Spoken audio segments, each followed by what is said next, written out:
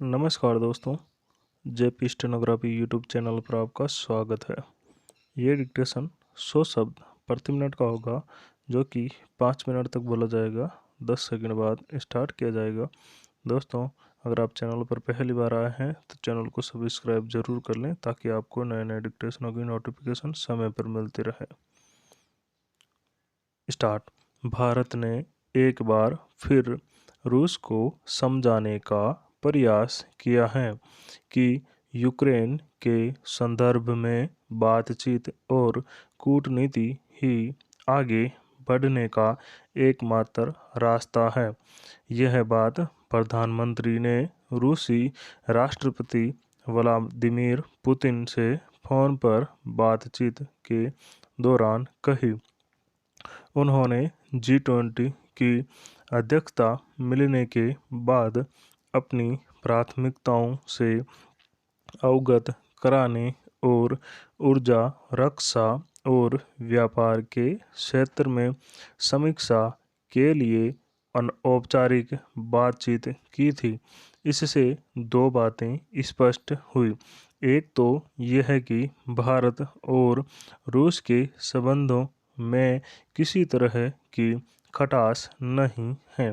इसलिए पिछले दिनों वार्षिक भारत रूस शिखर सम्मेलन में भारत के प्रधानमंत्री के इस बार नए जाने को लेकर दो अटकलें लगाई जा रही थी। उनके कोई गहरे निहितार्थ नहीं हैं।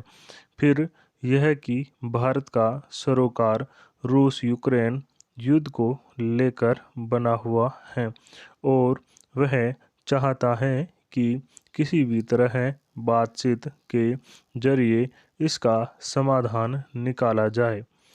जब से रूस ने यूक्रेन पर हमला किया है, विभिन्न मौक़ों पर प्रधानमंत्री ने रूस और यूक्रेन दोनों को युद्ध का रास्ता त्याग कर बातचीत की मेज पर बैठने की सलाह दी है।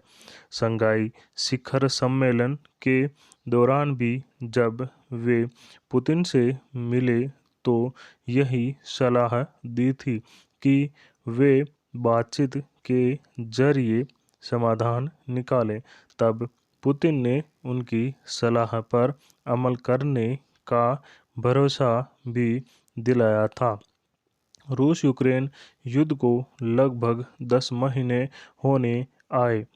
इसकी वजह से पूरी दुनिया की आपूर्ति श्रृंखला बाधित हो गई है।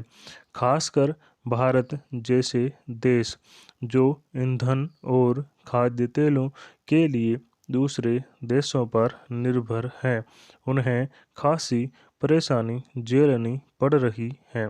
महंगाई पर काबू पाना पहले ही तमाम देशों के लिए मुश्किल बना हुआ है। उसमें युद्ध की वजह से आपूर्ति श्रृंखला बाधित होने से दोहरी मार पड़ रही है। इसलिए रूस यूक्रेन संघर्ष पर विराम न केवल भारत बल्कि दुनिया के सारे देशों के हित में है, क्योंकि इन दोनों देशों से भारत के रिश्ते मधुर हैं। इसलिए सबकी नज़र उसी पर टिकी रहती है कि वही इस मामले में हस्तक्षेप करके कुछ सकारात्मक नतीजे ला सकता है। फिर भारत सदा से युद्ध के खिलाफ और वार्ता के जरिए समस्याओं का समाधान निकालने का पक्षधर रहा है। इसलिए वह लोकतांत्रिक मूल्यों की रक्षा करते हुए रूस यूक्रेन संघर्ष को रोकने का लगातार प्रयास करता आ रहा है। हालांकि देखने की बात है कि रूस भारत की सलाह पर कितना और कब अमल करता है। इससे पहले जितनी बार भारत ने युद्ध रोकने और बातचीत से हल निकालने की सलाह दी है, कभी न तो रूस ने और न यूक्रेन ने उस पर कोई एतराज़ जताया है। मगर बाद में रूस ने अपने हमले बढ़ा दिए हैं।